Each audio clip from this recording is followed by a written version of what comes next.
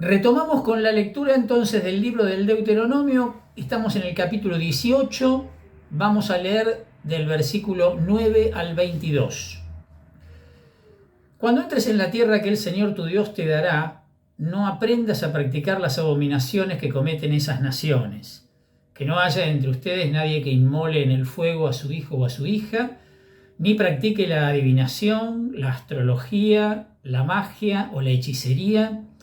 Tampoco habrá ningún encantador, ni consultor de espectros o de espíritus, ni evocador de muertos, porque todo el que practica estas cosas es abominable al Señor tu Dios, y por causa de estas abominaciones, Él desposeerá a esos pueblos delante de ti. Tú serás irreprochable en tu trato con el Señor tu Dios, porque las naciones que vas a desposeer escuchan a los astrólogos y adivinos, pero a ti el Señor no te permite semejante cosa.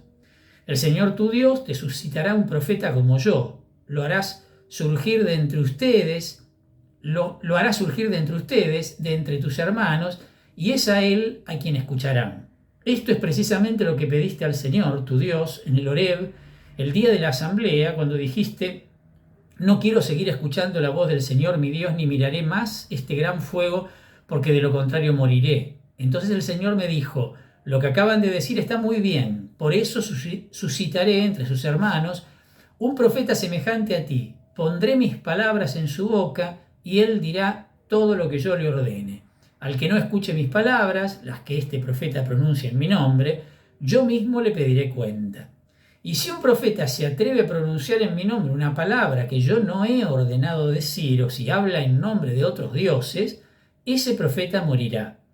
Tal vez te preguntes: ¿cómo sabremos que tal palabra no la ha pronunciado el Señor? Si lo que el profeta dice en nombre del Señor no se cumple y queda sin efecto, quiere decir que el Señor no ha dicho esa palabra. El profeta ha hablado temerariamente. No le temas.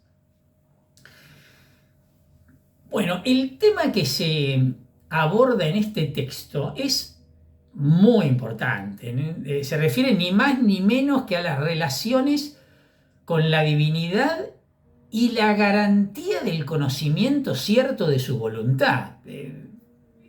Impresionante tema. Aparece aquí la oposición entre las religiones naturales, que pretendían a través de los ritos dominar y forzar a la divinidad, y la de los hebreos, que pretendían vivir en obediencia a la palabra de Dios. A ver, hagamos una aclaración de esto que acabo de decir.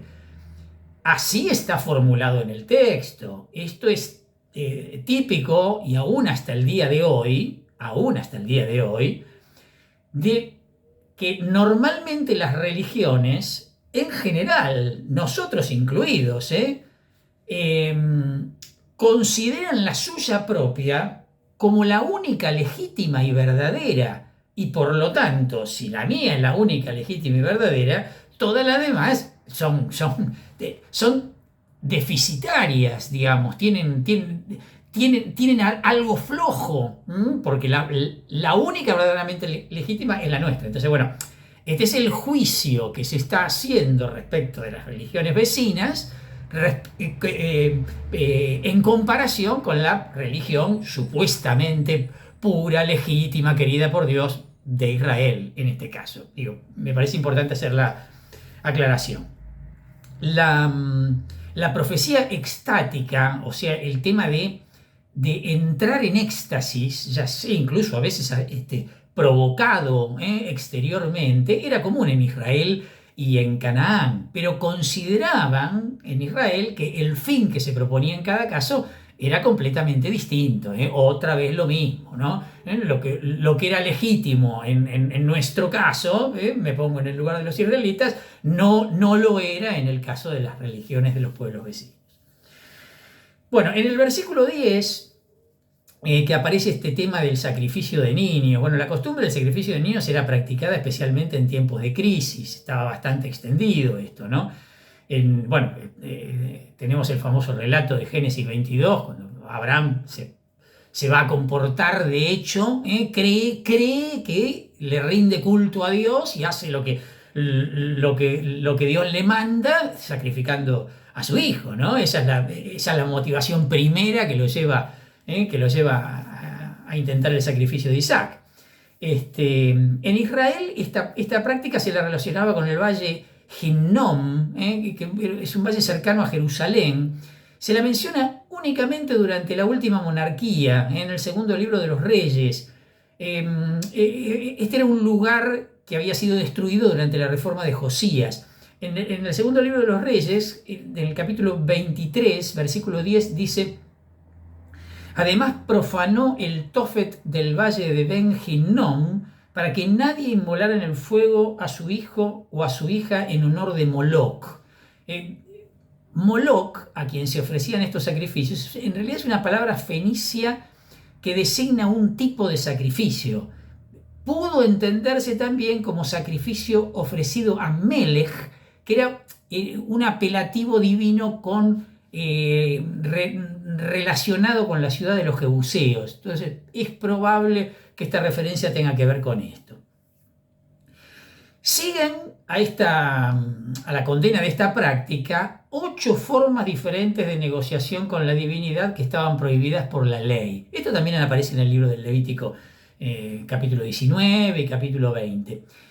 A pesar de estar prohibidas por la ley, de hecho fueron practicadas intermitentemente en Israel, sobre todo en tiempos de crisis, ya sea nacional o personal.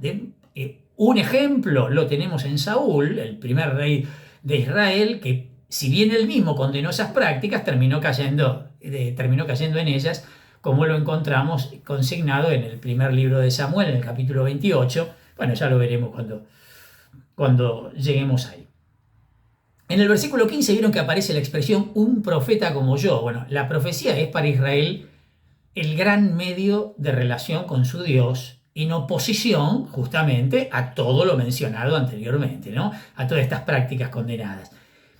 Teniendo en cuenta lo que dicen los versículos 20 al 22, el Deuteronomio considera al ministerio profético como instituido en el Horeb y lo ve además como un ministerio de mediación semejante al del propio Moisés, que era sin duda un profeta único, ¿no? El profeta por excelencia. La tradición eloísta, seguida entonces por la tradición deuteronomista, sitúa a los profetas en una línea carismática que arranca desde Moisés y atraviesa toda la historia nacional del pueblo de Israel hasta que, bueno, lamentablemente venga el periodo de la decadencia, no de la decadencia del profetismo como decadencia de la institución, sino la simple desaparición, porque el sacerdocio va a terminar concentrando toda la palabra y todo el poder en Israel, ¿no? En época del periodo griego. En el versículo 18, bueno, lo que dice del versículo 18, el judaísmo tardío interpretó este versículo aplicándolo a una figura escatológica, ¿no? Por eso es que va a ser tan importante. Este va a ser uno de los tantos perfiles, por decirlo de algún modo, ¿no?, que va a tener la esperanza mesiánica en Israel. Y de hecho la iglesia cristiana lo vio cumplido en Cristo, este versículo 18. Finalmente el versículo 21 es una suerte como de prueba para distinguir a los falsos profetas de los verdaderos, aunque bastante compleja, ¿no? Porque digo, ¿cuánto tiempo había que esperar para ver si la palabra del profeta se cumplía o no? Digamos, ¿cuál era el límite para determinar que un profeta era falso? No queda del todo clara la simpleza con que está planteado este versículo 21. Continuamos con la lectura del capítulo 19. Ahora vamos a leer del versículo 1 al 13. Cuando el Señor tu Dios haya extirpado a las naciones cuyo territorio te entrega, y cuando tú las hayas desposeído y vivas en sus ciudades y en sus casas, deberás poner aparte 3 ciudades en medio del territorio que el Señor tu Dios te dará en posesión. Medirás convenientemente las distancias y dividirás en 3 partes el país que el Señor tu Dios te dará como herencia, para que allí pueda refugiarse el que haya cometido un homicidio. Pero solo en el caso siguiente: el homicida podrá salvarse huyendo a una de esas ciudades si mató a su prójimo involuntariamente, sin haberlo odiado antes. Por ejemplo, si un hombre va a cortar leña al bosque en compañía de otro y al empuñar el hacha para cortar un árbol el hierro se suelta del mango y golpea a su acompañante provocándole la muerte, el homicida irá a refugiarse en una de esas ciudades y así pondrá a salvo su vida. Es preciso evitar que el vengador del homicidio persiga lleno de furor al homicida, lo alcance, ya que el camino es muy largo, y le quite la vida, siendo así que no es reo de muerte porque nunca fue enemigo de su víctima. Por eso te ordeno que pongas aparte esas 3 ciudades. Si el Señor tu Dios extiende tus fronteras como lo juró a tus padres y te da toda la tierra que les prometió, siempre que te empeñes en cumplir íntegramente el mandamiento que hoy te prescribo de amar al Señor tu Dios y seguir sus caminos, entonces a esas 3 ciudades les añadirás otras 3. Así no se derramará sangre inocente en medio del país que el Señor tu Dios te da como herencia, y tú no te harás culpable de un derramamiento de sangre. Pero si alguien, impulsado por el odio, tiende a su prójimo una emboscada y arrojándose sobre él lo hiere mortalmente y luego va a refugiarse en una de esas ciudades, los ancianos de su ciudad lo harán apresar y lo pondrán en manos del vengador del homicidio para que muera. No le tendrás compasión, sino que harás desaparecer de Israel todo derramamiento de sangre inocente. Así serás feliz. Bueno, en el capítulo 4, versículo 41, se mencionan las 3 ciudades situadas al este del Jordán para completar el relato. ¿Se acuerdan del asentamiento en Transjordania, lo que se llama la Transjordania? Bueno, ¿a qué se refiere las ciudades de asilo de Canaán como si tuvieran que ser elegidas después de la ocupación? En el libro de Josué, capítulo 20, que de hecho anterior, en cuanto a la redacción me refiero, las menciona. Estas son Quedes, Siquem y Hebrón. No están mencionadas aquí, pero sí aparecen en el capítulo 20 de Josué. El área en que se aplicaba la ley de asilo, me refiero a los límites de la ciudad, debía estar claramente delimitada y a su vez ser accesible para que sea fácil su ingreso. En el versículo 4, el Deuteronomio sigue al código eloísta que había aparecido en el capítulo 21 del libro del Éxodo, al distinguir este tema del homicidio premeditado o no. Como ya dijimos en varias oportunidades, esto es importante porque representa uno de los primeros casos de regulación o modificación de la práctica de la venganza privada, o lo que vulgarmente se llama la justicia por propia mano, ¿no?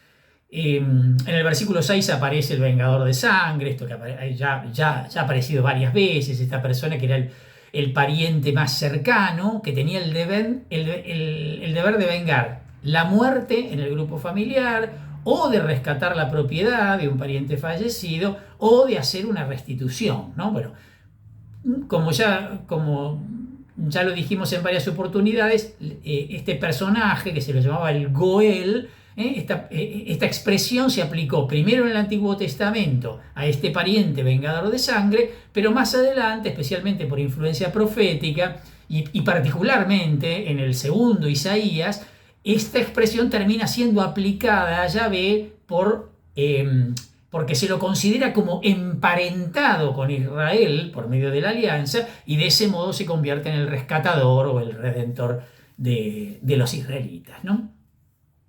En los versículos 8 y 9 se prevé la elección de otras 3 ciudades de asilo, en el caso, obvio, ¿no?, de una expansión territorial, porque si no, otra vez estas 3 quedarían alejadas de muchos lugares del territorio.